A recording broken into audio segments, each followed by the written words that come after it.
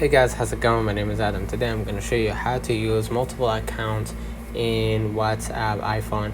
So to use multiple accounts on WhatsApp on iPhone, use for the following methods: by going to your App Store, Google Play, and then you're going to download the WhatsApp Business. After you've downloaded, you can download the business app and set up your second account using a different phone number.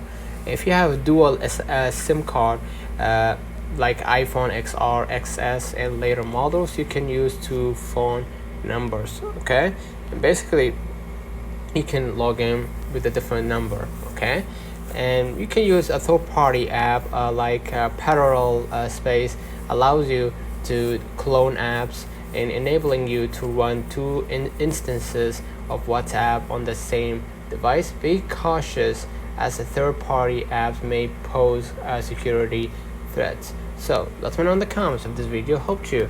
Don't forget to like and subscribe, turn on the notification bell to receive every video we upload, and thank you for watching.